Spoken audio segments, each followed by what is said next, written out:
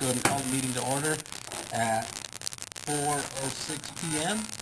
Roll call of officers. Mayor Pro Tem Ray Santos. Here. Councilman Mike Lara. Absent. City Manager Todd Parton. You're going to be having somebody fill in though, you said, Kyle? I think so. Okay. So right now, let's just consider him absent. Economic Development Manager Kyle Warzinski. I'm here. Member Monir Ahmed. Absent. Bernie Belan, present. Bertha Barraza. Absent. Alan Coblin. Absent. Betty Rader. Here.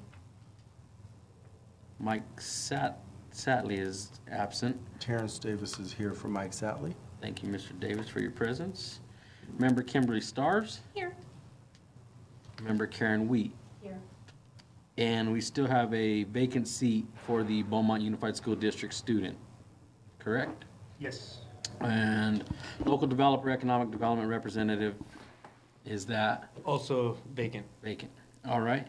Is there any requests or actions on excused absences to go over? The only two that notified me prior to the meeting were Councilmember Lara and Committee Member Ahmed. Okay.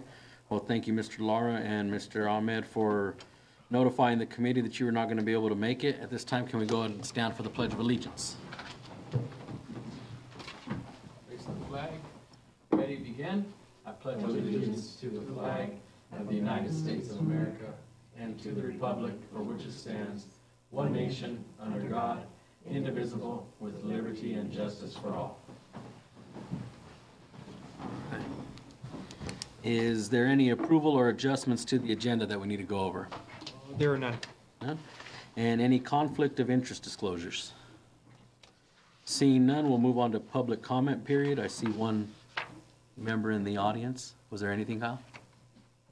I have none. Okay. I see one member in the audience. Any one person may address the committee on any matter not on this agenda. If you wish to speak, please fill out a public comment form provided at the back of the table at the city clerk. There's a 3-minute limit on public comments. There will be no sharing or passing of time to another person. State law prohibits the committee from discussing or taking actions brought up by your comments. Dr. Brown, did you have anything for public comment? Not public. Not public. Okay, then I guess I could have skipped that part. All right, we'll move on to item number 2, action items for public hearing requests.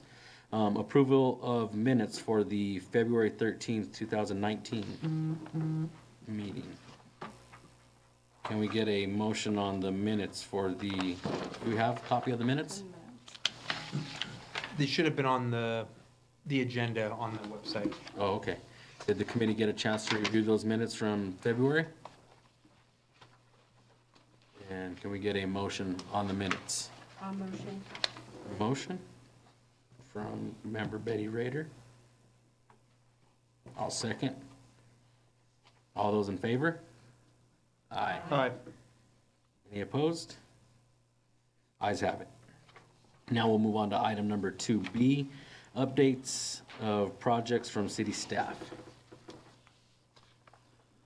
Thank you, Committee Chair. In the interest of time, I'm going to go ahead and get through some of the formalities on what's occurred since the last meeting. So unfortunately, Committee Member Satley has resigned from the committee because he has found a gig at another organization. I won't go into any further details on that, but the school district has submitted a letter to the committee as well as the city council recommending that Dr. Brown be appointed as the replacement for Member Satley. Good deal.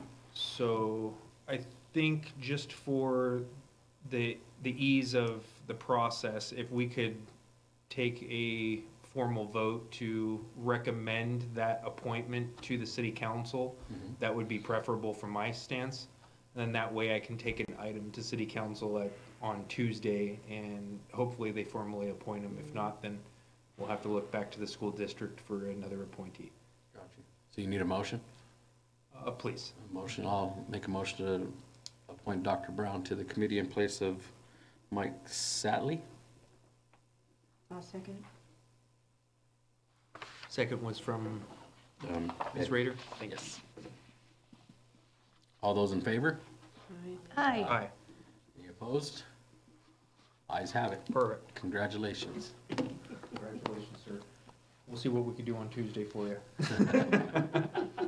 And you're not allowed to come and lobby against your appointment Tuesday night.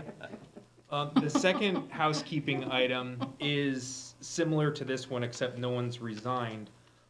As the chairman alluded to during the roll call, we have a local developer, economic development representative spot that was vacant.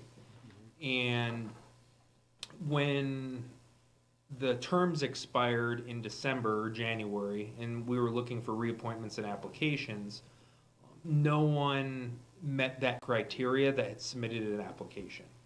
So previously, that position was held by Rob Moran, the Economic Development Manager out at Riverside County. And I ran across him, I run across him frequently, at least a couple times a month, and I asked him if he knew anyone that he thought from the county would be able to fulfill that position. Because I figured that he was no longer interested because he didn't apply, and he explained to me that he just forgot Okay. and didn't get the application in, and that if we would want him on the committee still, he'd be more than happy to serve. Great. So I asked the city clerk what would the process be for that. She said we would need to do the same thing we're doing for Dr. Brown, which is really recommend to the city council that we appoint Rob Moran to fill that position versus taking an application, because the application period was Gotcha. over anyway. Right. So with that said, I have talked to Rob, and he is interested in serving if we can get council to reappoint him. Okay. So then I guess at this time, I'll make a motion that the Economic Development Committee recommends appointing Mr. Moran again to the vacant spot for the Economic Development Representatives. I'll second. All those in favor? Aye. Aye. Aye. Perfect. So I'll package that up for Tuesday, and then that'll get us at least one additional member and then a replacement for Beaumont Unified. Good deal. All right. So were you still on updates of projects from city staff? Yeah, I got a couple more for you. Okay. And then Christina Taylor, our Community Development Director, is here. So she's the one that was going to be sitting in for Todd. Hello, Christine. So for the record, we'll welcome her to the meeting and also ask her to come sit up here by a microphone. Yeah, come on up. So she can talk. official. It is. And then the rest of the updates from city staff, I'm going to delegate to her. Oh, there you I'm go. just kidding. So the other items that we have is Potrero's coming along nicely. Currently, the false work, that's the wood, has been removed, so it looks like a bridge now. We're Right. currently installing the utilities throughout the bridge. We expect the bridge to probably be open by summer, so that's exciting. Other projects of significance to the group is probably the signals at Oak Valley Parkway. So we're still working with Edison to get those things energized, but we feel that will tremendously help the traffic flow within that portion of town. Christina's been working on a lot of different projects through the planning department that have applied in terms of commercial development, and we're still churning through housing and things like that. One item you may or may not have seen is if you drove down by 2nd Street, you've now seen the construction fencing up for the potential 12 to 14 acres of commercial I've talked about ad nauseum for the last 2 years or so. So hopefully they start moving dirt, and we've already seen 1, 2, 3, at least 4 building permit applications come in for the actual structures themselves. In fact, we got a TI permit, which is the inside of a building permit submitted before the shell. So that applicant is really anxious to get open and in business. So that's exciting for us, seeing some movement within that area. And then other major projects. The sewer treatment plant, that's one we've talked about for a while, is progressing. We're installing that that pipeline out to San Bernardino County. We have had some delays in terms of construction timing on that because of the rain.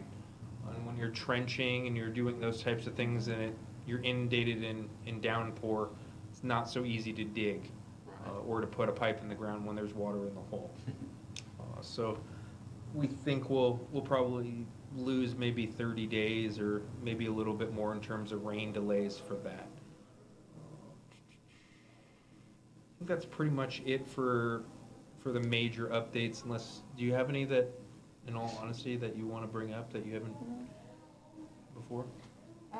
No, I think Kyle hit it. It's a lot of commercial right now, not a lot of new residential, just working through some of the residential that's been previously entitled. So some of that may, as they work through their like fish and wildlife, habitat stuff, or other things, you might see some more houses come through in the Noble Creek area.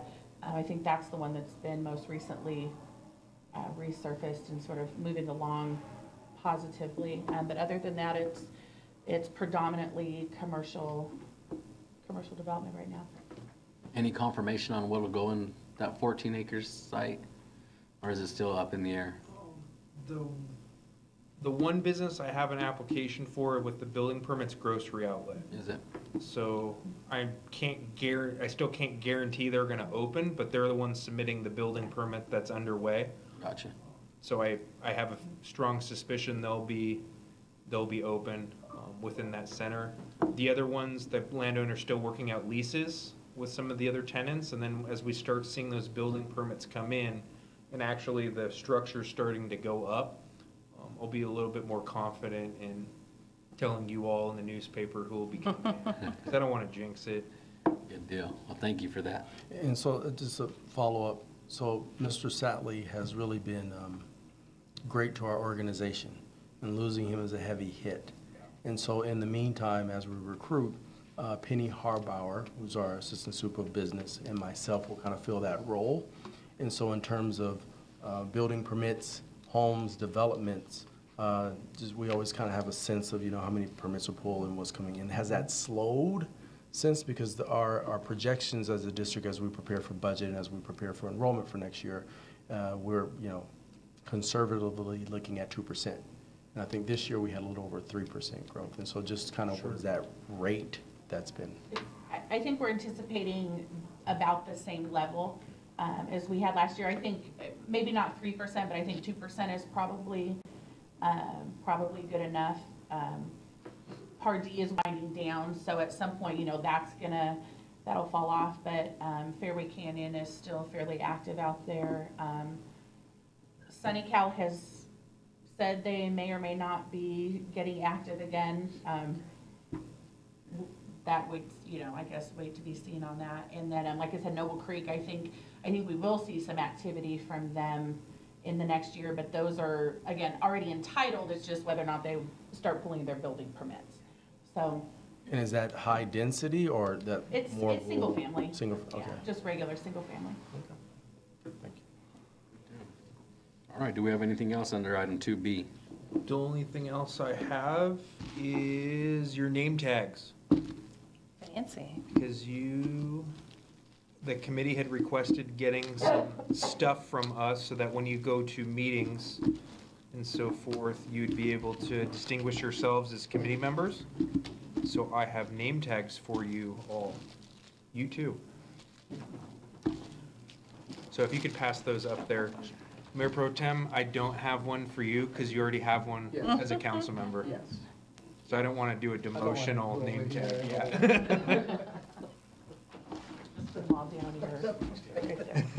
Let the, Alan, correct? Yes. Let the record show that member Alan Coblin has shown up to the meeting. Perfect. So that's all I have under that item, under B. All right, thank you, Kyle. Okay, so move on to item 2C. We have the 2019 legislative platform update. Alrighty. So, as you may or may not know, the city hired a lobbyist firm at the state and the federal level last year. And it was about halfway through the legislative session. If you're you're familiar or not with how things work in Sacramento, is it was kind of a little bit late for the city to kind of get involved in lobbying bills and so forth, because they had already made it through committee and they were at the hearings, and then some had even been approved at that point in time, pending the governor's signature. So this year, the city staff and the lobbyists put together something called a legislative platform, and I had a copy for you guys in the back. And what that does is it provides our lobbyists in Sacramento and Washington, D.C. a stance on principles and policy statements that the city council agrees on. So if something gets introduced today in the Capitol and it falls into one of these guiding principles or one of these various policy statements and the city council is supportive of that law or that concept, then our lobbyist has the authority to go ahead and verbally or take action to support that bill up in Sacramento, versus it having to come back here, go to a city council meeting, and so forth. Same thing for things that are unanimously opposed by our city council.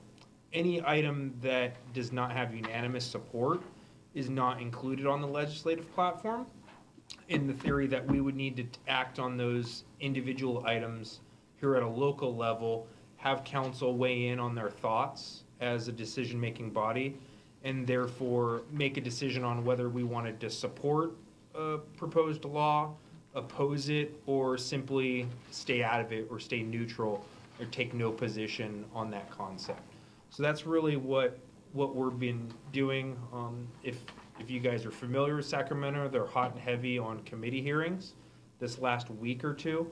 So things are flying around the Capitol, and our lobbyists are fully active and engaged on the committee floors on what's going on. So a lot of things have changed, terms, changed names on legislation. Legislation has been significantly amended in the last 3 or 4 days based on these committee hearings, and then other ones get punted, if you will, and just kind of get tabled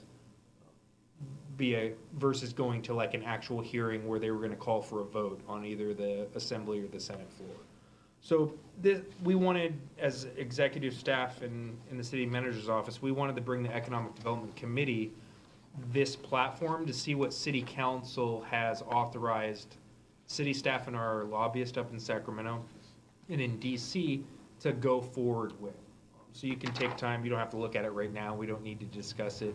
Gotcha. Unless any of you want to talk about things on here. But there are a lot of things that myself and Christina go through to see how it's going to affect the city. Right. Some of them don't affect us. Some of them could potentially come with a heavy hit in terms of financial burden. And some other ones don't necessarily have a financial burden, but they'll come with lack of control, lack of local control.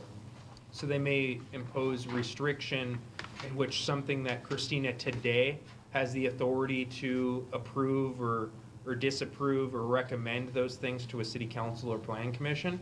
It could potentially take a development outside of her hands and just say, you almost have to rubber stamp this if it meets these 5 criteria. And then that kind of limits our ability to do so. Gotcha. All right, well, thank you for bringing it to our attention. Does any of the committee have any questions or concerns about the legislative platform for Kyle before we move on? No?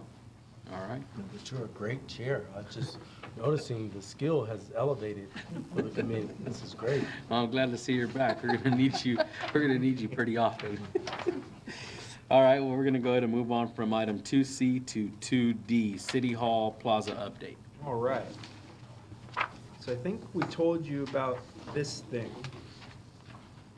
If not, I apologize, but you do or do not know you're in City Hall, and at one point in time in the past, we bought this huge building in the back from Terrence and Friends at the school district, and it used to be an elementary school. So we've done some renovations to this building as our city city campus, if you will. But we've somewhat run out of space because we're nearing 50,000 residents, and we're still in an old building, and we're expanding city offices and city departments to provide exceptional level of services to the residents and businesses. So we're kind of bursting at the seams, if you will. So you have a couple options when you're doing that. Do you build a new building, or do you try to retrofit what you have? And we hired a company to do a programming analysis of this building, the transit building, and building E, which is the Summit Elementary building, and determine whether it would make sense to renovate those buildings and expand our capabilities here at this location, or if those things are just not structurally sound and it would actually cost more to renovate them than it would be to bulldoze it and to start from scratch and build something new. So we performed that programming analysis. And then another concept we wanted to do is, if you look out the windows here, you'll see a fence and some parking and some buses back there. And that's fine and dandy in terms of employee parking or bus parking, but what it does not allow for is the ability for the city to activate this location for events or those types of things. No one really wants to hang out in a parking lot, right, amongst buses. So we asked the consultant to come up with a spatial analysis on what we could utilize the space between there, and we gave them some parameters that we wanted it. We wanted it to be open to the public at all times. We wanted to be able to have flex space to meet there and to hold different events there, because we wanted to really use this as a community center, this building, and to shift City Hall into Building E. So this, if you can see it up there, is the layout of what we have currently today, highlighted in red. And then this, and I don't expect you to be able to read that because I can't even read it, is the interior layout of Building E. And what we did is we met with all the different city departments with the consultant and put together a wish list on how many offices you need, not today, but when we think we're serving 80 or 90,000 residents and businesses. So how many people, how many planners does Christina need 20 years from now? Not today. How many inspectors do we need? How many people? Also, redesigning this room. Like I said, we're trying to get out of this building, and this thing is functional but not ideal. I mean, Terrence's boardroom is way better than ours, and I'd love to be able to use it. So we want to mimic his boardroom in our own facility. Well, it's not mine. Yeah, the one that they, yeah, exactly. But we feel weird having to use yours for a council meeting, right? So we wanted to have our own. So we programmed that space within Building E. And if you can see it, it kind of looks like a rainbow. Each of the colors are different suites of the different offices. So very similar to what the Beaumont Unified School District has done for their administration center, is you don't have an inspector sitting next to a finance person. You have suites of different departments that engage themselves frequently. And that's what we've done here. And sure enough, the building came back that it was cheaper to renovate, and we can fit all of the offices and council chambers in that building. So that was good news. So this is the exterior analysis. So you can kind of see it on the board or on the screen, but Building E, so the new city hall is at the top end. The current building we're sitting in right now is on the south side, the bottom. And you can see in between, there's no more buses or employee vehicles. There's an open promenade area with pavers, a water feature like a splash pad with the ability to turn that on and off so it'll be level. And then, excuse me, new landscaping components that kind of match the surrounding areas, and then an ability to put in new, like, tables, chairs, anything like that, or remove them so they won't be permanently attached. Remove them if we wanted to have a market night or or music in the plaza, or having a movie night, or a stage, those types of things. Where'd you guys move the buses to? They're gonna go somewhere else. They'll go off-site. Yeah, we didn't go subterranean bus parking.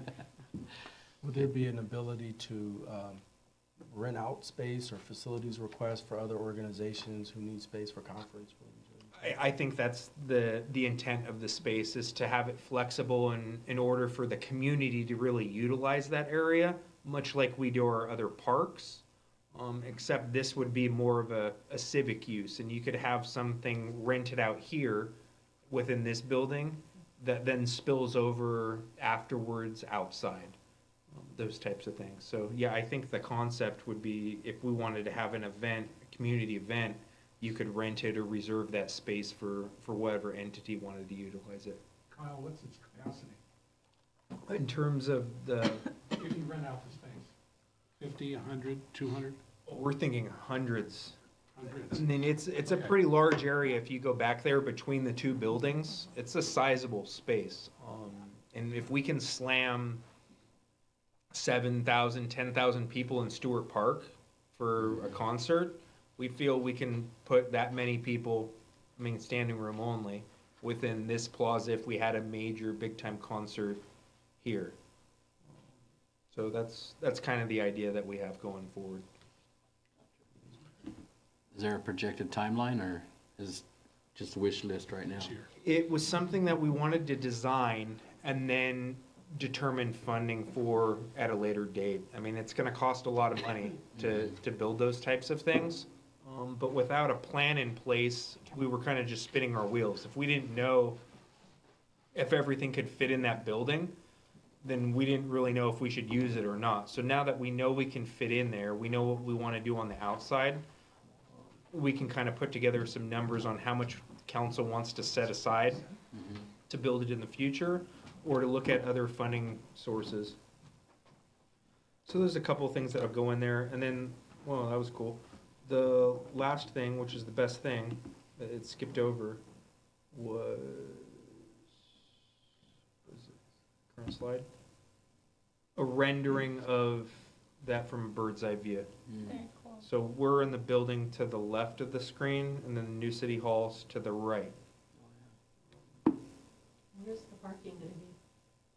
The parking we will probably utilize the parking lot on, this is orange, that's Magnolia.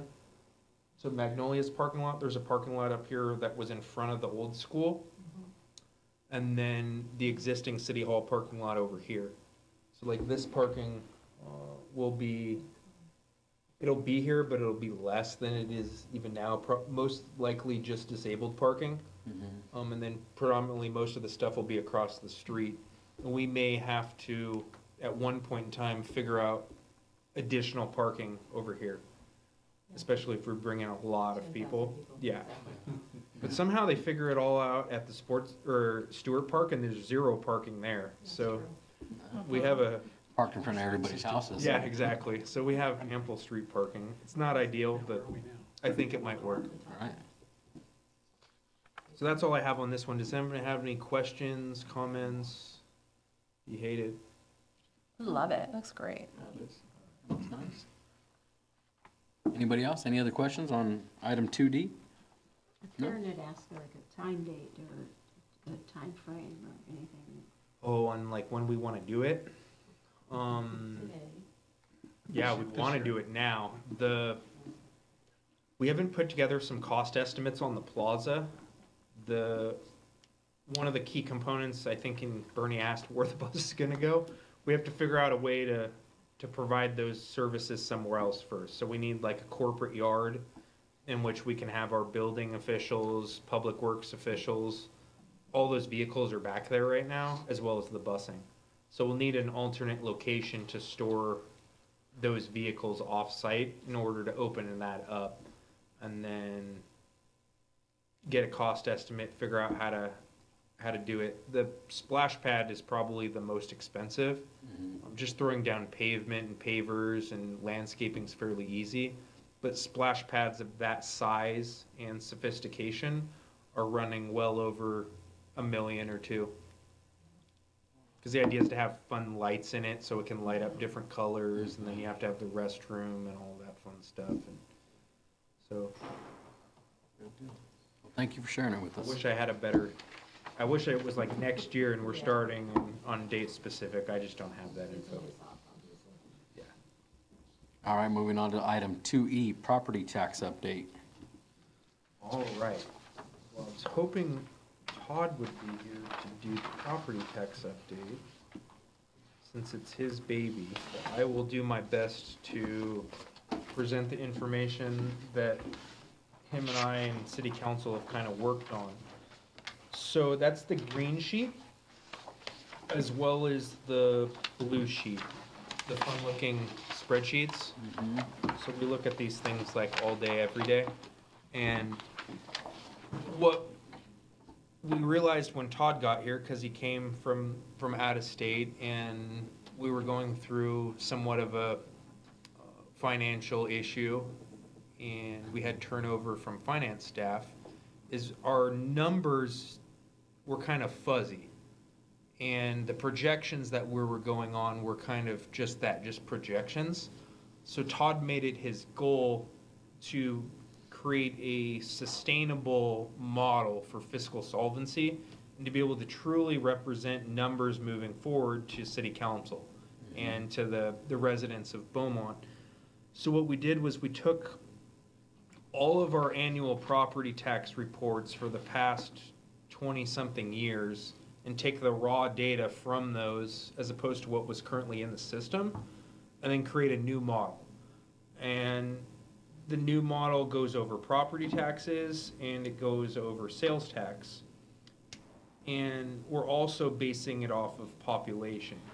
So just like Terrence alluded to, how Beaumont Unified is tracking growth percentages, we are doing the same thing because we have to provide services to these people when they move in, and we need to know where our revenues stand. So the way we do that is based on past history. That's why looking at the past data was so important. And you can see that on all of these white bars to the left. Those are hard actual data sets of revenue for property tax. And then green is everything that's projected, so things that we're projecting out into the future. And what we do is we do it off of building permits, because we have a good estimation, and you can see that on the blue sheet. You can see that for 2019, that's this year, we're at 600 permits projected, so 15% down from last year. With all the talk about the economy and all that fun stuff, we scaled it back from just staying standard or stagnant. We scaled it back by 15%, and then it goes further down because we've projected out somewhat of a downturn. Because if you just have a model and you're running at 2% escalator every single year, even though it might do that over a 20-year period of time, you're going to be sorely missing revenues when we start going down, and you're going to be spending revenue when it's going back up, like it's going to be there forever. And that's not that correct way. Like I said, council wanted a solvent model. They didn't just want a model. They wanted something that was going to be true. So what comes with it is recessions built into this data set. So you can see on the property tax, and if you're not familiar with how property tax works, most of us are because we pay property taxes. At least if you own a house, you do.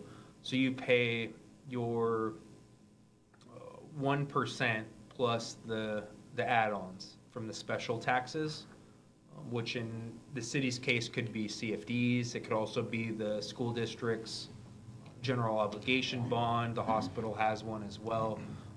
Pass Water Agency has one to bring in state contracted imported water, all that fun stuff. So that adds to the 1%. Why I say that is because we always pay that dollar amount, and then everyone expects the city to do a bunch of different things with that. What they don't realize is that we only receive around 8 to 10% of that 1%. And you can see that on the city share of tax bar. Todd has it plugged in at 0.0939. So that basically represents for every, what do you say, $1,000 that you pay, the city gets $9.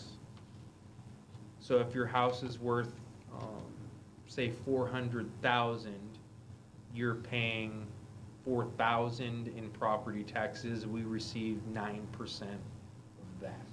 So if you do the math, for each new house built, we get around $200 to $400 per house per year to service that facility. So that's what we play with in terms of revenue on property taxes. Now, if you get things that are more expensive, we get more money, but it's still that 9% of the 1%. So as you can see on the far right is the sales and use tax. That's another one that we focus on and of concern to the Economic Development Committee, because one begs the question, how do you provide services to all the houses in town if you only get 230 or $250 per house? Because you start factoring in what a police officer costs, and you're thinking, well, that 250 or 400 doesn't even cover a police officer for this house. So how are we doing all these other things at City Hall? How are we going to build a plaza if we're only getting that per house? And the answer is sales and use tax. So the reason we focus on new businesses that generate sales and use tax is because that's our other major revenue source. So you can see on there what we're projecting in terms of growth, and that is typically something that follows population growth. So more people move in, more people spend money, and therefore our sales and use tax. It also helps to establish new businesses because you've now added something into the community that previously didn't exist. So if I succeed and I get in and out like Bernie has demanded, then we no longer need to go to Ukaipa to buy a burger, and then Ukaipa doesn't get our sales tax dollar, we keep it here. Right. So that's one way to do it. Another way is to create jobs, and that way people like me who don't live in Beaumont come here, and I go buy lunch almost every single day. So where I live is not getting that sales tax dollar, it's coming here where I work. Right. It's good with me because I even try to buy gas here because I'd rather keep my job safe than Job security. give Riverside money for their streets or whatever they use it for. So that's just something that we keep in mind here at City Hall. You can see that there's an extensive amount of work produced by us as staff as well as council to go ahead and put this stuff together. And it gives council a really good idea in depiction on where they are going to be going into budget season, which Mayor Pro Tem Santos is fully immersed in currently. So he's going to have different items to go over during the budget season. Right. You know you have a finite number of funds to expend during that year. Plus keep our reserve that we've made a goal, is have a certain percentage of reserve of our general fund expenditures for the year. So I didn't bring in, we have a lot of these. We have another one that's a deep recession model, which is like a worst case scenario. This is the normal one. We have one that was worse. I didn't bring it for sake of time because Todd and I can sit here and talk about this thing for days. So that's really what we wanted to bring here, is kind of the background information on what we're working with in terms of developments as they come forward. Does any of the committee have any other questions or comments about the tax plan? No? Mayor Pro Tem Santos, do you have anything? No? You'll be diving into it well enough, I'm sure, so. Good deal, then. We'll go ahead and move on to item F, City Council Priority Projects. So as I alluded to, we're in budget season. We run a line item, almost what you would call a zero-based budget. So we reset each year and we go back to the drawing board on what projects are gonna get funded and which aren't. And what Todd typically does each year is he goes to city council and asks them for their goals. And then after the goals, he asks them for projects that they want to see, that council initiated projects. Because believe me, we have staff initiated projects that we want to see at a department level. So that's kind of our wish list as staff. And then you have council initiated priorities that are sometimes similar or identical to staff. Sometimes they're different because they're engaging with the residents Right. more than we are at staff level.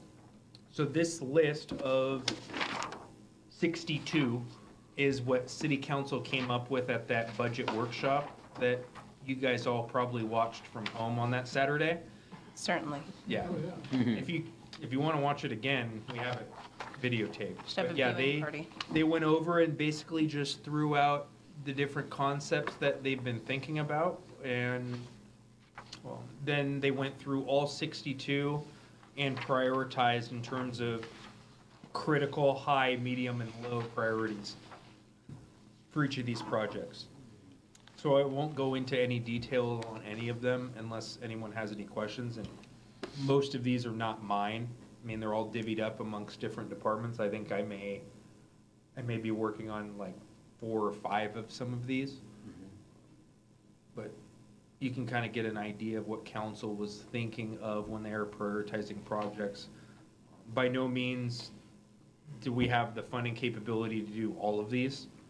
It's just an idea on what we're looking at now. And like I said, they prioritize in terms of critical, high, medium, and low on what we wanted to do. Oh, so you didn't say the tax plan was gonna cover all of these? We did not. The priority isn't on this page, is that correct? It's not, because the list was so extensive that the summary of each project and who's assigned to work on it, the council members and the staff that's assigned to work on each one and the priority level are on their own page. So there's 62 pages that follow this Oh, wow. table of contents, if you will. And I didn't print all of those out. Is there still more of those in the back? I don't. The table? Oh, yeah, the table. I You didn't. can have mine. Pass it down to him. Thank you, guys. I didn't see that one back there. Oh, thank you. All right, well, does the committee have any questions or comments about the council's priority projects? Nothing? All right. You can take a look at them between meetings and then come back if you think that, or if you want any more information on any of them, you could shoot me an email and I'll shoot you off the summary sheet. So as you guys prioritize them like this, is there a thought process of when the main priority ones would start, or is it wish list? Depending on which one it is, if it's a program, in terms of like a service we can provide, it'll typically be done during the budget season. So if it's a high enough priority that council wants to fund it like now, it'll be included in the next year's budget. Oh, okay. If it's a capital program, like infrastructure or building something, that won't be in the general fund budget. It'll typically be in the accompanying capital improvement plan. And that's where we set aside projects in which we're gonna make significant investments in. Also done during the budget season, a little bit different, but you can get an idea whether they wanted to fund it this year or next year, because the capital improvement plan goes multi-years. And it can change. A project that was a low on priority last year on the CIP may move to a top priority this year, and that's simply up to the city council to determine its policies and allocate resources accordingly. Gotcha. Kyle, does your summary include the priority list? Each of the summary pages has the priority that council established at the workshop. So there's no master, I could look at this and say, item number hypothetically 12 has a low priority. Not unless Item you went 12. through all the pages. Okay. Yeah, the table of contents doesn't have that. It just simply was done for staff to identify which projects we should be working on, and then which page number to find it on. Gotcha. All right, Yeah, so they're not in any order. all right. Any other questions on the priority projects? No, seeing none, move on to item G, discussion of Economic Development Committee goals. How do we want to handle that one, Kyle? That one's just on there, in case Christina comes and she forgets what our goals and mission are, then she can read it real quick and figure out where we're all at. And it also is on there to remind us kind of where our vision statement is currently today, and maybe if we needed to modify, what we'd want to do to modify that.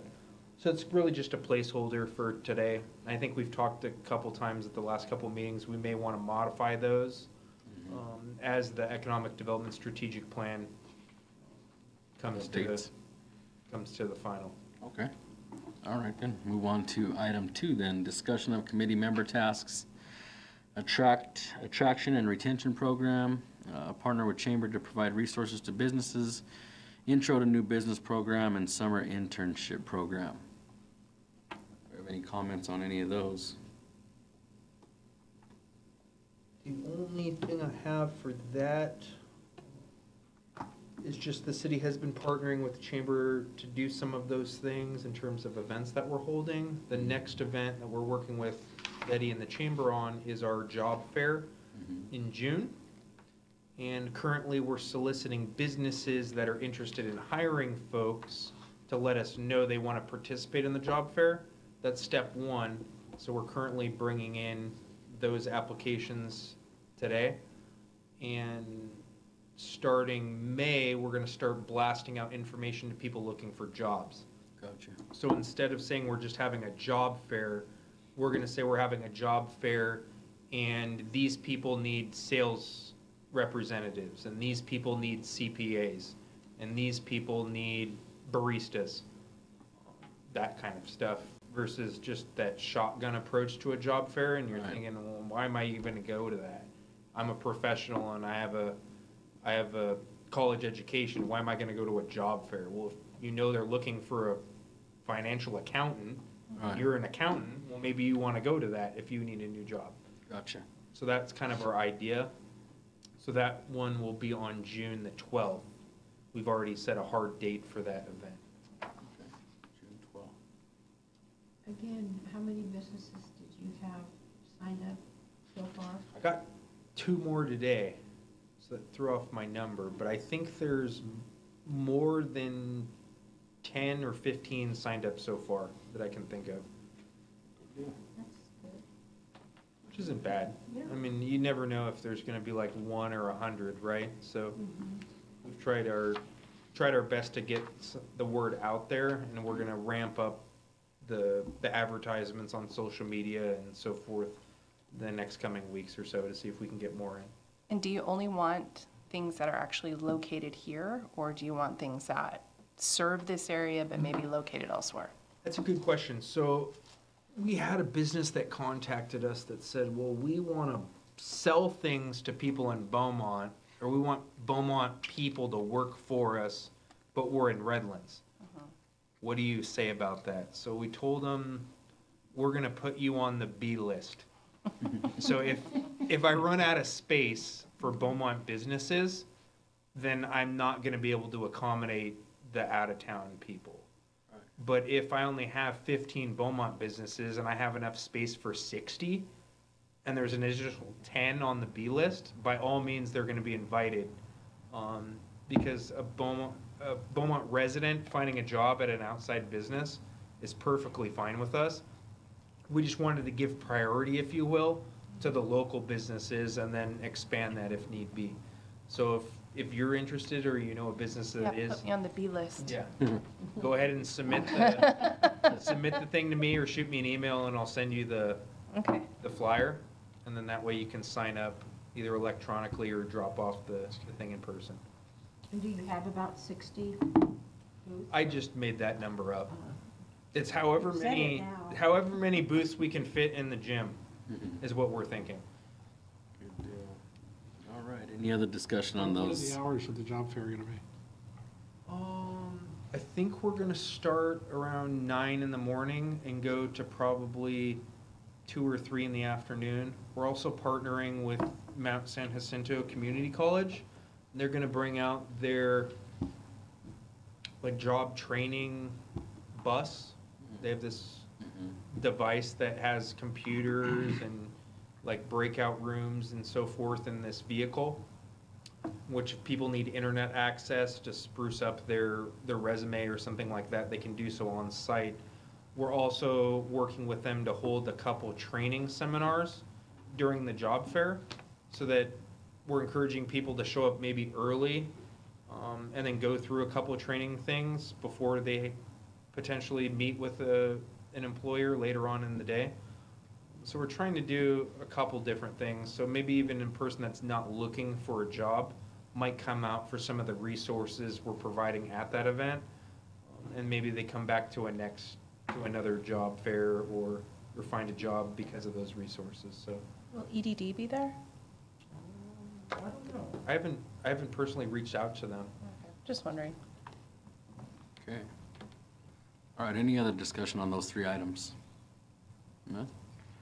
Topics for future agenda, I think we've gone over them all. Do we want to go over them one by one, or just let the committee look at them and see if anybody has any comments?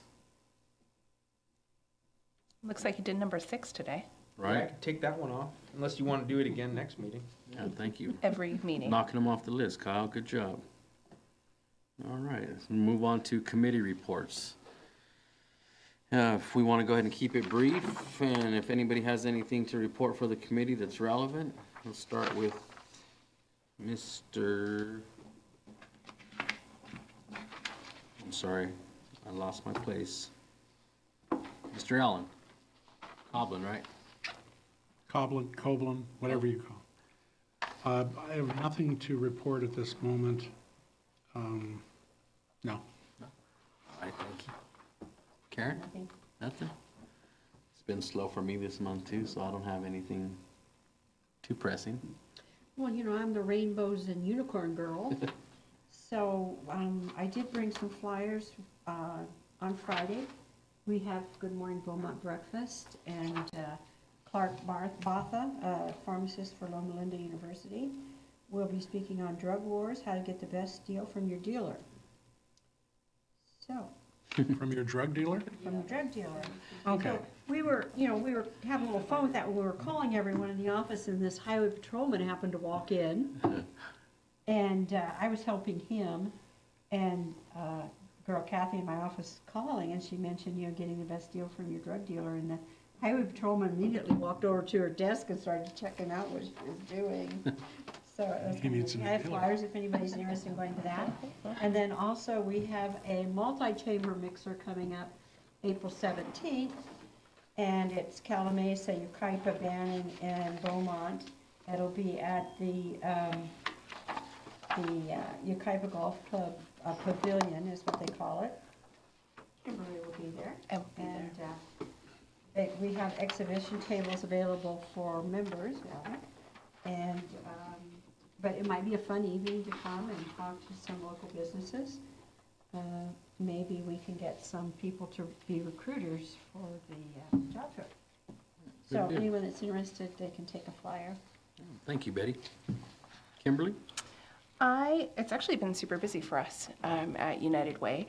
We have partnered with the state of California and with a major foundation in the state to provide free tax preparation services through VITA for the Earned Income Tax Credit and the California Earned Income Tax Credit. United was a California instrumental in bringing the California Earned Income Tax Credit to fruition. So being that it's tax season right now is a very busy time for us getting the word out about free tax prep and helping families receive the most that they can on their tax return. So it's a major engine for economic development for families, something that we're really committed to as an organization. Also, we are working on the CalSavers project, the soon-to-be mandated retirement savings program for California businesses. So we're really looking to partner with different businesses in the region that want to get that information out to their employees. I also brought our 211 help cards that we can kind of pass out, kind of a service for our community. People looking for, 911, you call when your house is on fire, but who do you call when you don't have food in your pantry and you need to eat? Everybody needs to eat. So 211 is 24 hours a day, 7 days a week referral service. That's a United Way national program, and really trying to make sure that people know about that service and residents in our community know about that service. No, yes, of course. So if you'd like to have more information about 211, we're happy to bring it to you and keep it. Yeah, I'll give these to you, buddy. And we're looking to close out the fiscal year strong again this year. So hoping for a three-peat for #1 in California for revenue. Great. Yeah, Thank you for all you do. it's my pleasure, truly. Mayor Pro Tem Santos? And Christine? No, nothing. It's been nice being able to sit in and listen to what you guys are doing. Yeah, well, thank you for coming. And Mr. Warzinski, we're all good? The last thing I have is, it is Innovation Month in Riverside County this month. So the city council issued a proclamation as such. What the idea, and I've been involved in Innovation Month the last couple of years, we're trying to big dealize it throughout Riverside County. And the reason is, if you're not from this area, the thought process is that we're all farmers or like construction workers, right? And there's nothing wrong with farming or agriculture or construction. But what runs our problem is that if a business builds up here, they develop here, they're often attracted elsewhere by capitalists, venture capitalists, or angel investors, and they always want them to move to San Diego, or they want to move to Orange County or Silicon Valley. And we're trying to showcase to the state that we have innovation occurring at a local level near Riverside County, or near the dual parties of Riverside and San Bernardino County. We have higher learning institutions here. We have a ton of research coming out of these facilities, and a lot of projects and businesses that are developing, and no one really realizes it. So the idea of Innovation Month is to showcase these innovative businesses throughout the county. So what we do as economic developers is we hold events during the month of April in which we showcase these types of things that are going on. And the different locations or the different areas have these fast pitch competitions, like Shark Tank, but in person, in which you have these local entrepreneurs or startups that pitch their idea to a group of professionals, or potentially even investors, or there may be investors in the room. And then if they win their local one, they go to the finale in Riverside, or wherever the finale is held. Last year it was in Riverside. And there's a cash prize to the winner of $5,000. Doesn't seem like a lot of money, but it's not envisioned for companies that have already made it. It's envisioned for companies that are starting out, and $5,000 can buy you a pretty good MacBook Pro, right? And therefore now you're off on your way to an actual business plan with something like that. So we, as the city, are holding 2 events for Innovation Month. There's flyers in the back if you didn't grab one. One is a tour of Wolverine. So if you've ever driven by that building and you see it, people like me think what's going on inside. So we're opening that up to the public on the 24th. So if you want to see what's on the inside of a big warehouse, I'd lead to bet, unless you've been in it before, you'll be astonished at the level of innovation and technology within that facility. It's not forklifts moving around boxes. There are forklifts, and they do move around boxes, but there is a lot of technology that's within that facility. So if you're able, please RSVP on our Eventbrite for that thing. If we're sold out of tickets, contact me personally and I'll get you one. Because we issued the first, I think, 25 tickets to each of the 2 tours we're holding, and they sold out within the first day or 2. So there's people within the community that want to go through that facility and really see what it is. I think it's important to showcase Wolverine as a good partner to us, as well as to kind of get the public understanding what happens in a warehouse versus what it looks like from the outside. And then the second one is a entrepreneur and business startup networking event, except this time I'm not having it here, I'm having it at a place that sells beer and wine. Good idea. So most people will probably prefer that versus City Hall. So we're having that next Thursday night, so the 18th at the Craft Lounge. And that starts at 5:30. So if you want to come hang out with some entrepreneurs or startup companies, and we don't focus ours towards tech, it would be any business startup in which we can interface with and hopefully link them up with resources or mentoring advice, things like that, that we have available. Good deal. And we're not buying beer, so that's, Oh, buy your own. All right. Kyle, on the Wolverine one, you mentioned sell out. What are the tickets being sold for? For free. You said sell, so, Sold out for free. all right. We're just tracking the number so that I can give Wolverine an idea of how many people were in each tour. Because we didn't know how many were gonna show up, and it's one thing to hold a tour of like 15 or 20 individuals. It's one thing to have, or another thing to have 200 people show up at 10 a.m. and then having to facilitate a tour of 200 people. A little bit different logistics. All right. Good deal. All right, then with that, I guess we will go ahead and make note that the next regular meeting of the Economic Development is set for Wednesday, May 8th. For those that did email ahead, again, thank you guys. If we're not gonna be able to make it, please do everybody a favor and let Kyle know so that we know if we're gonna have a quorum, and we will adjourn the meeting at 5:08. Thank you, guys.